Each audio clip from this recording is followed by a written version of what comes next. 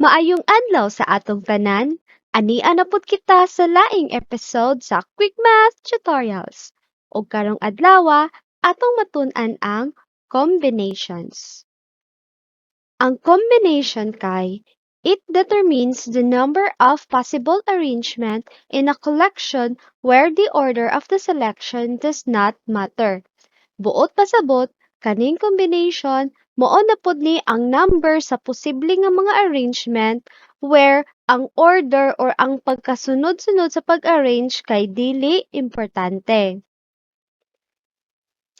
Ang symbol sa combination kay C, open parenthesis, N, comma, R, close parenthesis. Sa ubang libro na apoy sub N, C, sub R, ang uban pod kay C sub N, R or C sub N to the power of R.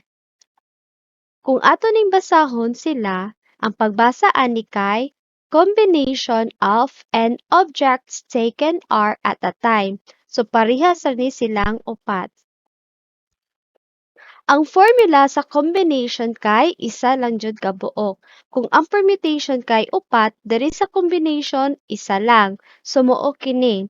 Combination of n objects taken r at a time is equal to n factorial over r factorial times n minus r factorial, where n is greater than or equal to r and r is greater than or equal to 0. So walay negative values sa n og r. Example number 1. In how many ways can a committee consisting of 4 members be formed from 8 people? Buot pasabot, pila ka buok arrangement nga tag-upat ka members gikan sa 8 ka tawo. Para sa toang solution, ang n is equal to 8.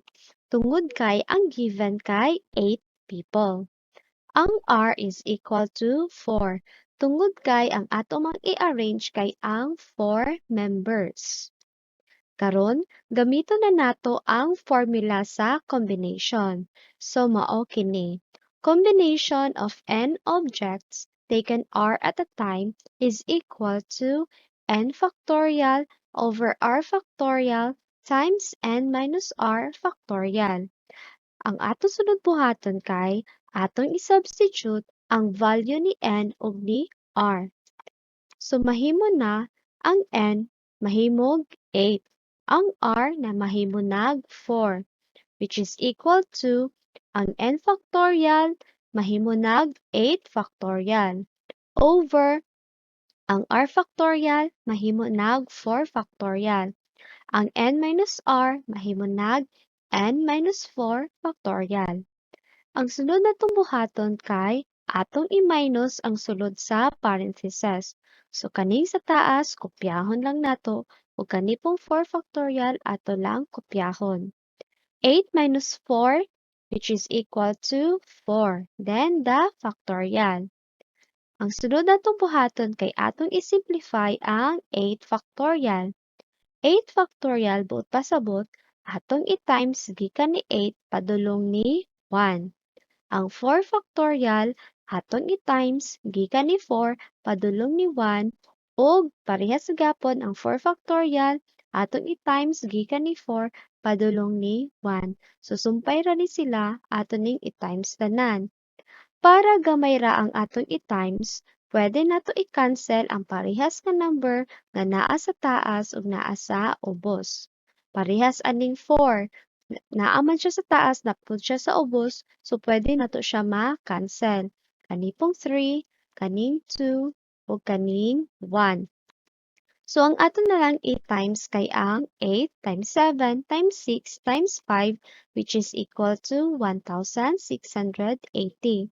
Diri sa ubos, 4 times 3 times 2 times 1, which is equal to 24. Then next kay atong i-divide. 1,680 divided by 24, which is equal to 70. So, mao kini ang atong final answer. Buot pasabot, naa di ay 70 ka book arrangement nga tag-upat ka members gikan sa 8 ka tawo.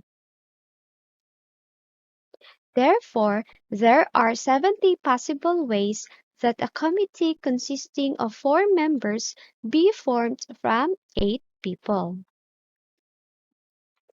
Ang ikaduha nato nga example kay, in a 10-item mathematics problem-solving test, how many ways can you select 5 problems to solve? Buot pasabot, pila na pud ka pamaagi nga makapili kitag 5 ka question gikan sa 10-item test sa mathematics. Para sa ato ang solution, ang atong n is equal to 10 since ang given man kay 10-item mathematics problem-solving test. Ang r is equal to 5 since 5 man kabuok ang atong pilion nga question. Karon gamiton na pud nato ang formula sa combination. Ang sunod natong buhaton kay atong i-substitute ang value ni n ug ang value ni r. So naa na tayo the combination of 10 objects taken 5 at a time is equal to, so ang n factorial mahimo na siya 10 factorial over, so kaning r factorial mahimo nag 5 factorial times ang n minus r mahimo nag 10 minus 5. Next kay atong i-minus ang sulod sa parentheses. So kaning sa taas ato lang kopyahon, kani pong 5 factorial kopyahon lang nato. Tapos ang kaning 10 minus 5 is equal to 5 factorial. Next kay aton i-simplify ang factorial.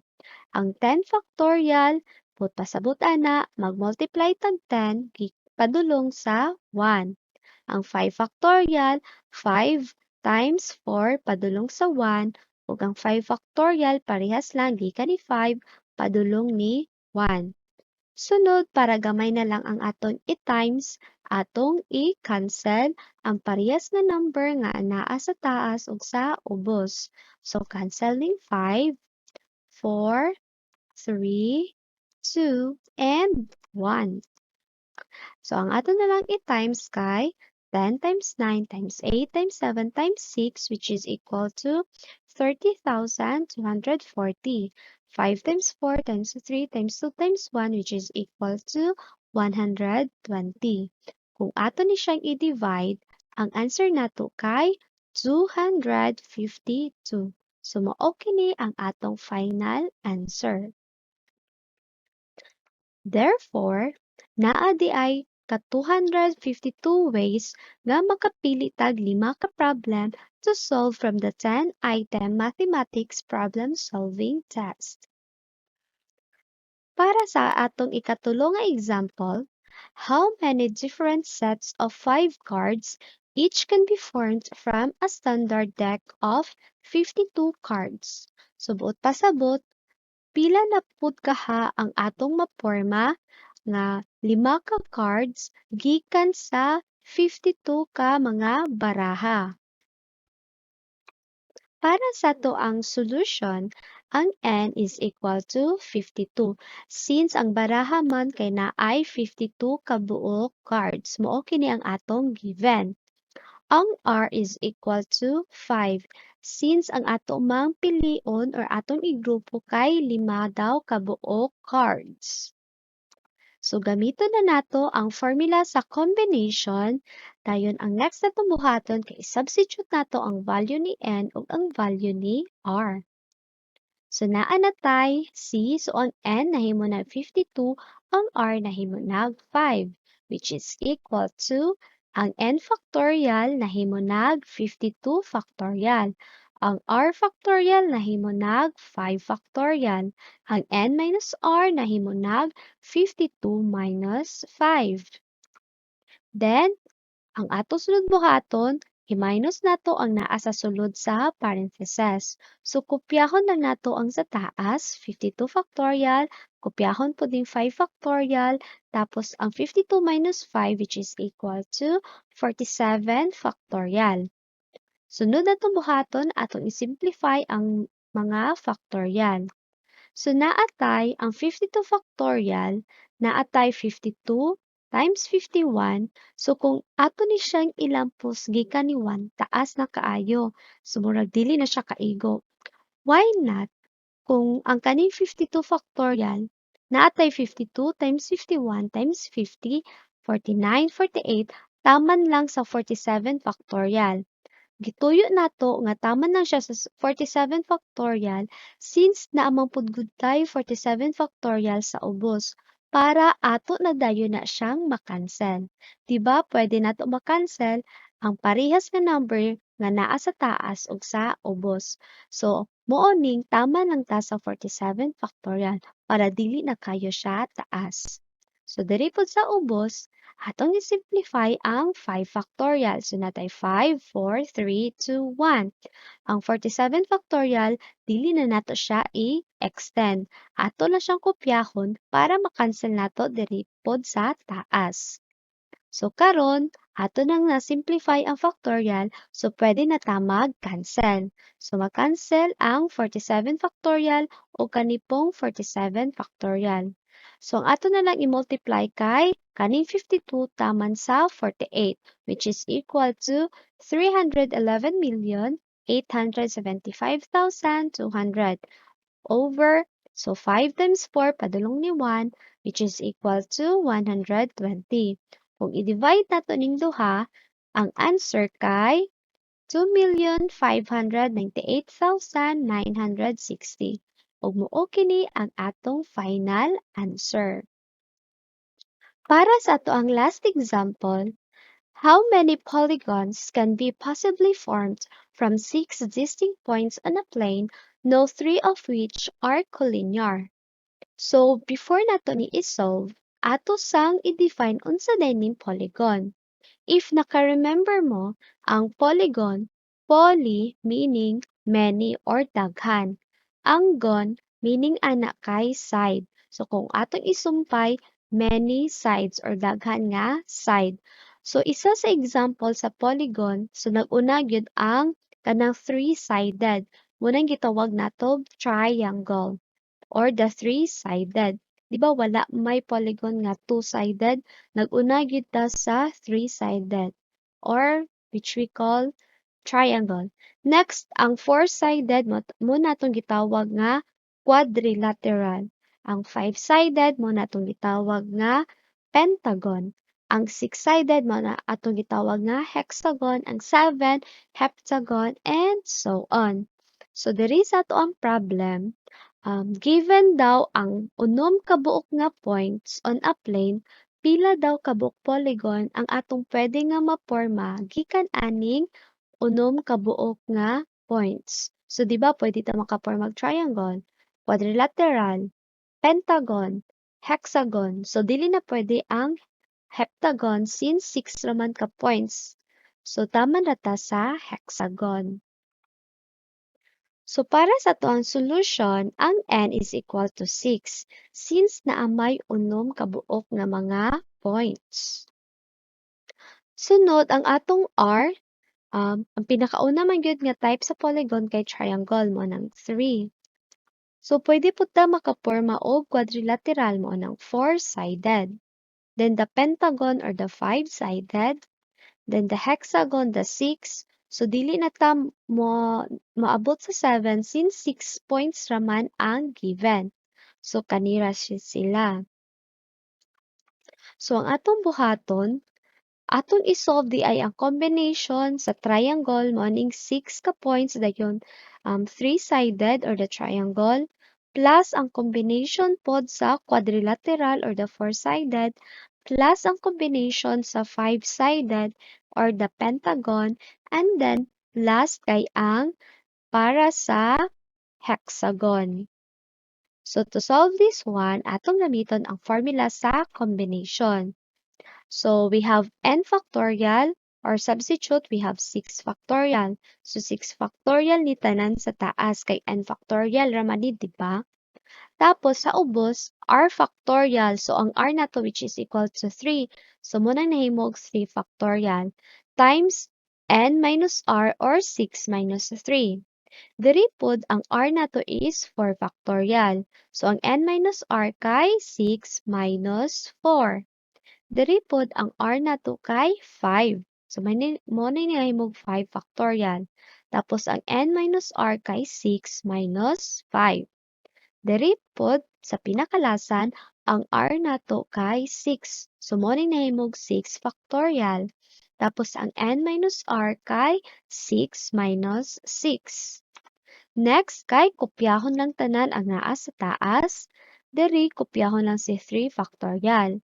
Then 6 minus 3 which is equal to 3 factorial plus, so kopyahon si 4 factorial, 6 minus 4 which is equal to 2 factorial plus, kopyahon si 5 factorial, 6 minus 5 which is equal to 1 factorial.